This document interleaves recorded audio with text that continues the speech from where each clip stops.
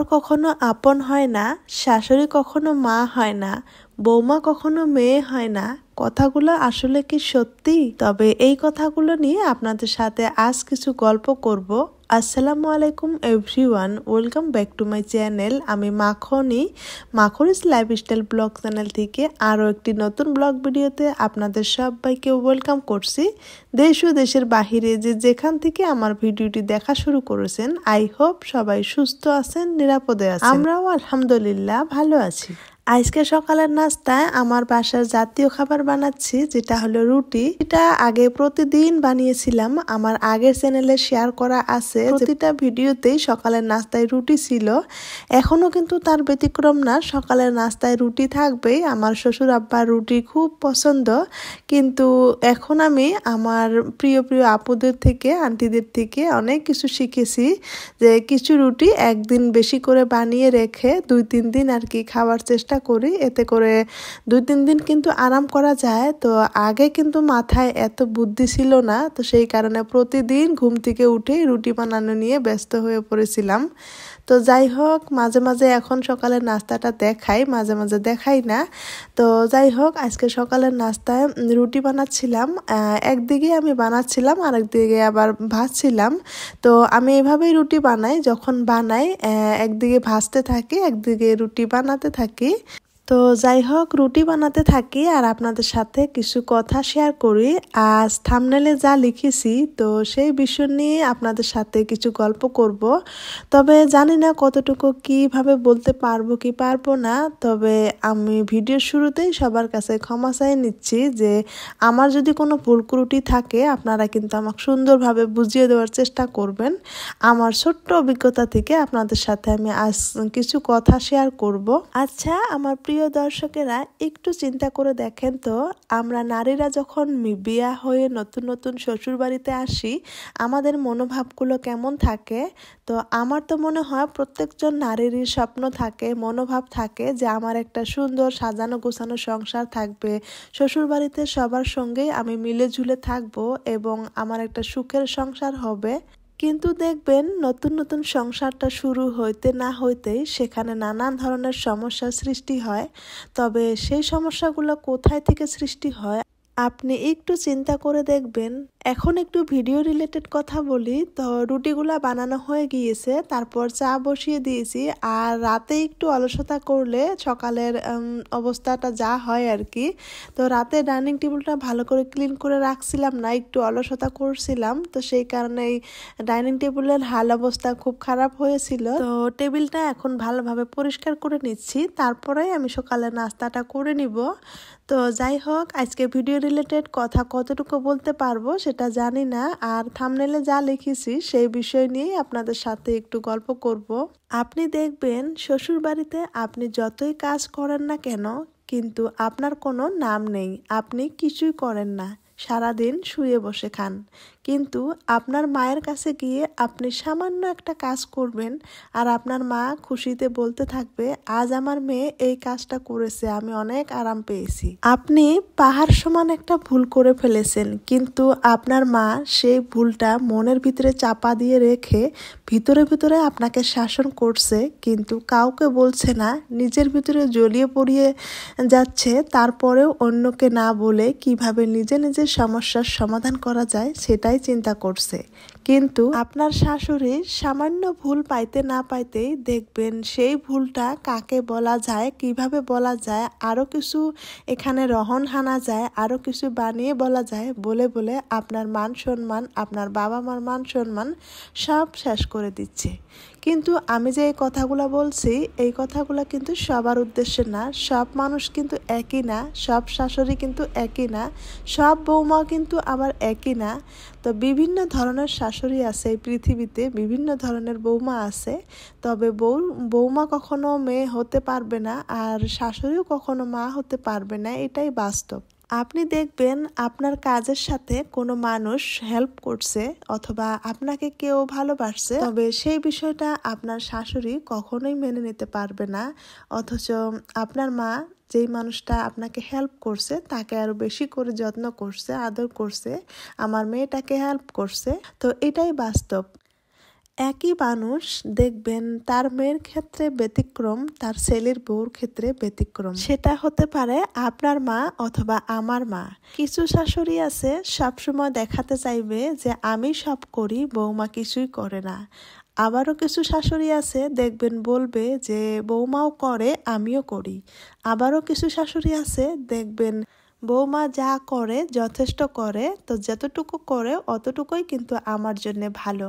এখন একটু আবারও ভিডিও রিলেটেড কথা বলি। তো সকালে নাস্তা কমপ্লিট করে থালা বাসন ধুয়ে এসে তারপর এই যে গতকালকা অনেকগুলো কাপড় ধুয়ে দিয়েছিলাম, তো দুঃখের কথা আর কি বলবো, বেশ কয়েকদিন ধরে আমার ওয়াশিং মেশিনের অবস্থা খারাপ। মানে আমাদের বাসার রাজা এন্দুর মশাইরা আমার ওয়াশিং মেশিনের তার কেটে দিয়েছে, যার কারণে কাপড়গুলা কিন্তু হাত দিয়ে ধুইতে হয়েছে। মানে গতকালকে এই সমস্ত কাপড়গুলো ধুয়ে দিয়েছিলাম, তো আজ সকাল সকালে কিন্তু সব রোদ্রতে দিয়ে দিয়েছি। তারপর আমার এই যে হাজব্যান্ড উঠে খাওয়া দাওয়া করে সে কিন্তু বাহিরে চলে যাচ্ছে।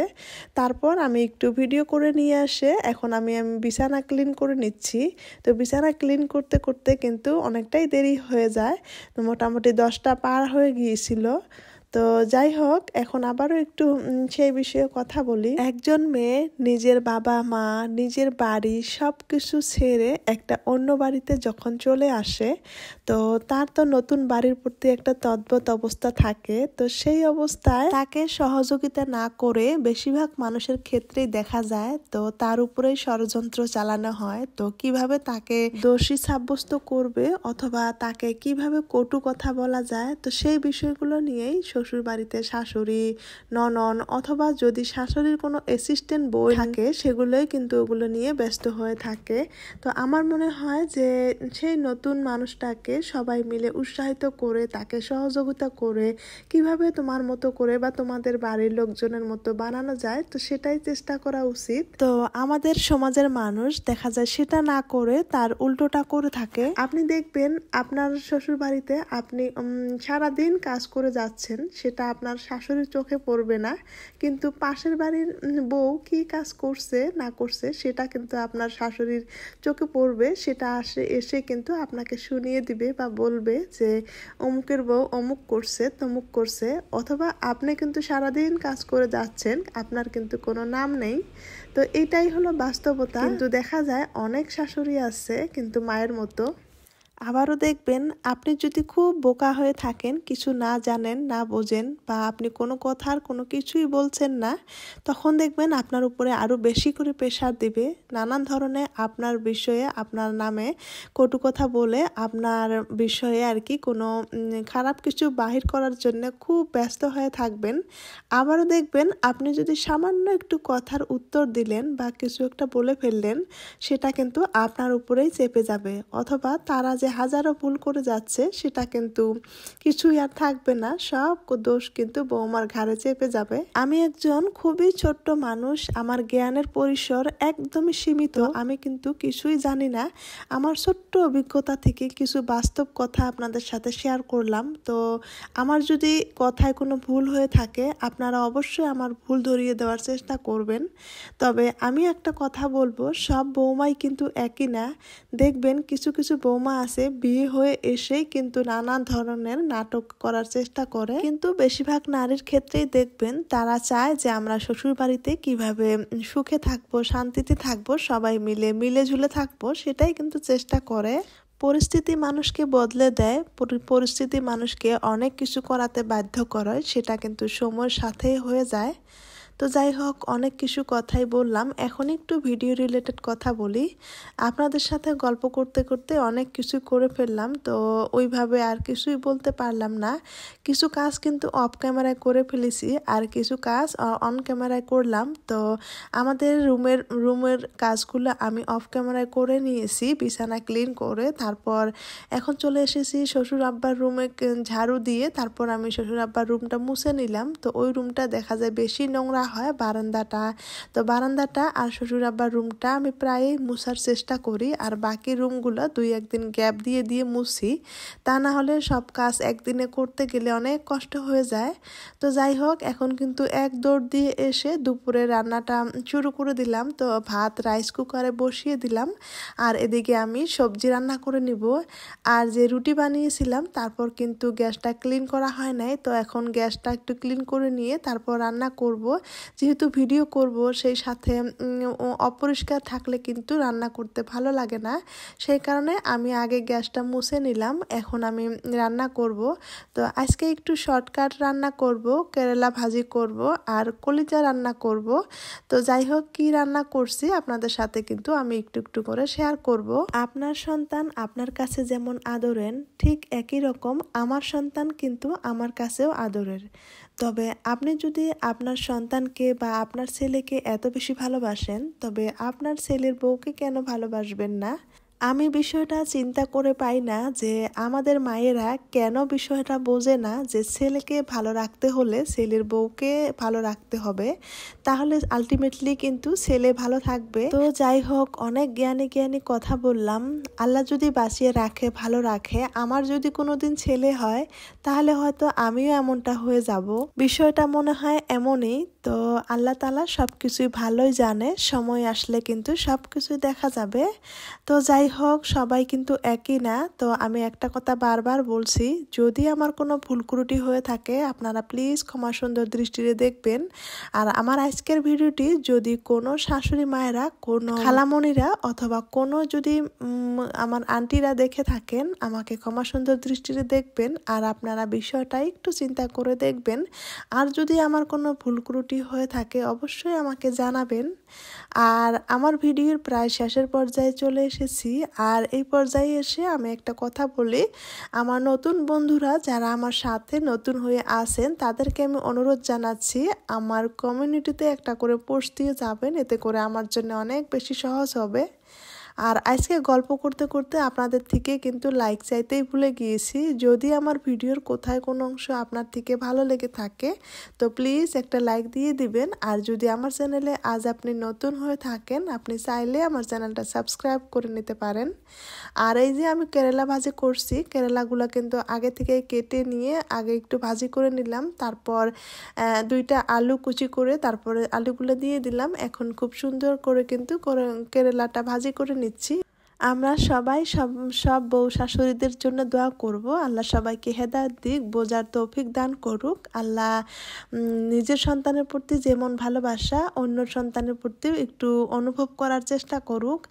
এখন বুঝি, যেহেতু আমারও মেয়ে হয়েছে, তো সেই ক্ষেত্রে অনেকটাই কষ্ট লাগে। মনে হয় মেয়েকে অন্য কারো বাসায় দিব না, নিজের বাসায় রেখে দিব। সেটা তো আর সম্ভব না, চিরাচরিত নিয়ম, মেয়েকে বিয়া দিতেই হবে। তো যাই হোক, আমাদের বাপ মাও আমাদেরকে দিয়েছে, তারা কত কষ্ট বুকে চাপিয়ে নিয়ে অন্যর ঘাড়ে চাপিয়ে দিয়েছে, সেটা কিন্তু অনেক কষ্ট, সেটা এখন ভাবলেই কিন্তু অনেক কষ্ট লাগে। তো যাই হোক, আগে বুঝতে পারি নাই, সন্তানের মা না হলে কখনোই বিষয়গুলো বুঝতে পারতাম না যে কতটা কষ্টদায়ক, বেদনাদায়ক। আমার সকল ভালোবাসার দর্শকদের অনেক অনেক ভালোবাসা জানাচ্ছি এবং আজকের ভিডিওটি এখান থেকে শেষ করছি। আল্লাহ হাফিজ এবং আসসালামু আলাইকুম।